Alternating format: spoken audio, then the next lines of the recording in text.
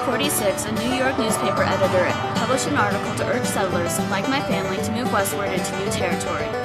As I learned from my mother and father, in about the 1820s, white settlers occupied most of the land between the Appalachians and Mississippi River.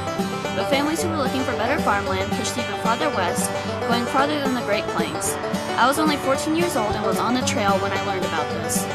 On the long days, this is what my family would do. We would be walking on the trail and my parents would teach us about the history of the Oregon country. It began like this. I remember that my family didn't start moving until the years of 1840, so when the Oregon country was first heard about, I wasn't even born yet. Also before I was born, my parents told me that the Oregon country wasn't even part of the U.S. There were competing claims on the land, which is now home to thousands of settlers. At the time, early 1800s, 4 different countries had competing claims on the territory. The 4 countries were the United States, Great Britain, Spain, and Russia. On the other hand, Native Americans had lived on the land for thousands of years and rightfully owned the land, but the countries thought little of those rights. Each of the countries had based their claim in different time periods and expeditions. In the end, the U.S. and Britain reached an agreement to share Oregon evenly, and Spain and Russia agreed to drop their claims. After the competing claims to Oregon, only a few hardy trappers known as mountain men settled the land. Different wild and carnivorous animals lived where they hunted, and the winters were harsh and freezing cold. My father explained to me that they wore shirts and trousers made of animal hides, decorated with porcupine quills. Their hair was untidy and long, pistols and tomahawks hung at their hip, and they have a strange possible sack. Mountain men lived solely off the land. In the summer they gorged themselves with food, in the winter they ate what they could find. During the other seasons, spring and fall, the mountain men tended to their traps. But in July they came out of the woods and forests and headed to the annual rendezvous. The first days were all fun with competitions, food, and laughter. The next day, however, the mountain men and traders would bargain over beaver skins and other things the trappers had caught.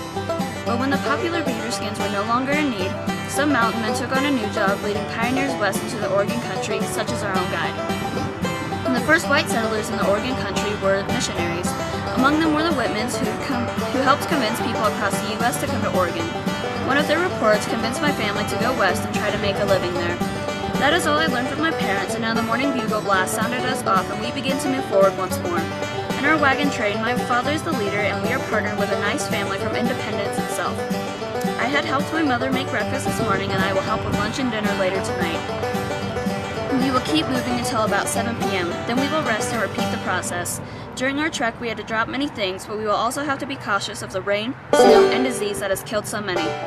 But a strange thing happened the other day when we were passing through the Rockies. Friendly Native Americans came to trade with us, and they were quite kind and knowledgeable. By the time we arrived, thousands upon thousands of people have moved to the Oregon country, and there are whispers that the U.S. should own the territory alone.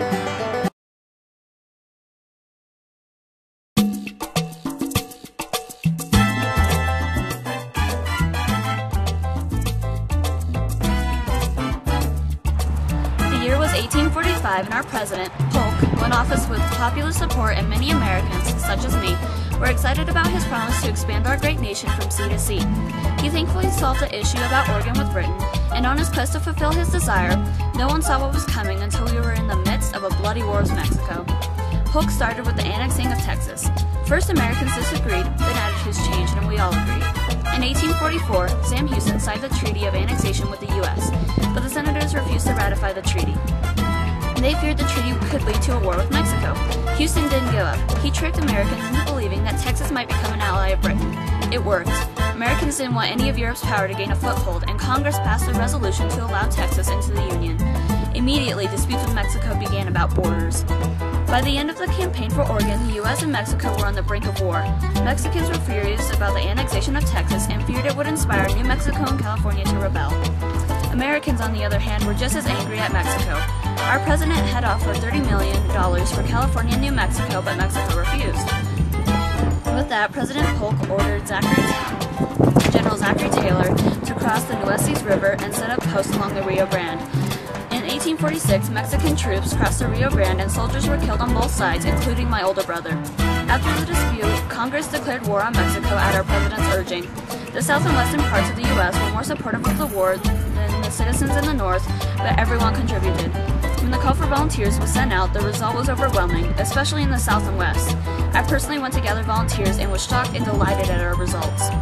As the war started, we attacked on several different fronts. General Zachary Taylor crossed the Rio Grande into northern Mexico and won several battles against the Mexican army. In February 1847, he defeated General Santa Anna at the Battle of Buena Vista. When this was going on, I was with General Winfield Scott. We landed at the Mexican port of Veracruz. We fought hard and long, but we succeeded in taking the city. We then marched toward the capital of Mexico City, following the same route taken by Hernando Cortez 300 years ago. Finally, a third army led by General Stephen Kearny captured Santa Fe without firing a shot, as I heard. Kearny then hurried on to San Diego. After many battles, he took control of Southern California. Americans in Northern California were against Mexican rule even before the war had started and aided the U.S. during the war. By 1847, we controlled all of New Mexico and California. At the time, the army I was with, led by General Scott, had just reached the outskirts of Mexico City. There we fought a fierce battle. Young Mexican soldiers made a heroic last stand at Chapultepec, a fort outside of Mexico City. Now with the U.S. Army in Mexico City, the Mexican government had no choice but to make peace with us. Mexico signed the Treaty of Guadalupe Hidalgo. Under the treaty, Mexico was forced to cede or give all of California and New Mexico to the U.S. In return for the Mexican cession, the U.S. paid Mexico $15 million for the two states.